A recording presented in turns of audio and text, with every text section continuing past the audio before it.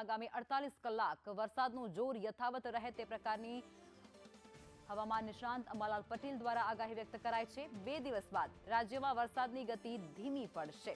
અમદાવાદ અને ગાંધીનગરમાં ભારે વરસાદની આગાહી છે અને આ બધા વચ્ચે ઉત્તર મધ્ય ગુજરાતમાં પણ ભારે વરસાદ રહે તેવી સંભાવના વ્યક્ત થઈ છે। બનાસકાંઠા અને સાબરકાંઠામાં ભારે વરસાદની આગાહી વ્યક્ત થઈ છે। અરવલ્લી, મહેસાણા અને પાટણમાં પણ ભારે વરસાદ વરસી શકે છે। કચ્છમાં ભુજ અને નલિયામાં પણ ભારે વરસાદી આગાહી વ્યક્ત કરવામાં આવી છે। તો આ તરફ અબડાસા, રાપર અને નખત્રાણામાં પણ ભારે વરસાદ રહી શકે। હજુ તારીખ 8 સુધીમાં રહેવાની શક્યતા રહેશે અને આ વરસાદ લગભગ ઉત્તર સૌરાષ્ટ્રના ભાગોમાં હવે વરસાદની સ્થિતિ રહેશે।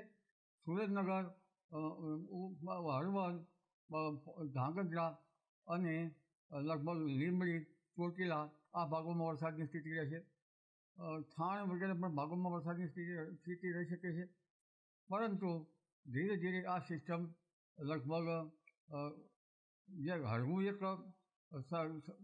હળવું સર્ક્યુલેશન બન્યું છે કચ્છના ઉપરના ભાગમાં, એટલે આ વરસાદ ધીરે ધીરે કચ્છ ઉપર થઈને પાકિસ્તાન તરફ આ સિસ્ટમ જવાની શક્યતા રહેશે। એટલે તારીખ 8 અને 9 સુધીમાં ઉત્તર ગુજરાતના ભાગોમાં, ઉત્તર સૌરાષ્ટ્રના ભાગોમાં, સૌરાષ્ટ્રના અન્ય ભાગોમાં અને લગભગ બનાસકાંઠાના ભાગોમાં, પાલનપુર, ડીસાના ભાગોમાં, રાજસ્થાનના સંલગ્ન ભાગોમાં વરસાદ થવાની શક્યતા છે। ક્યારેક ભારે વરસાદ થવાની શક્યતા છે। હજુ પણ ઉત્તર ગુજરાતના ઘણા ભાગોમાં વરસાદ રહેશે અને કેટલાક ભાગોમાં અતિ ભારે વરસાદ થવાની શક્યતા છે।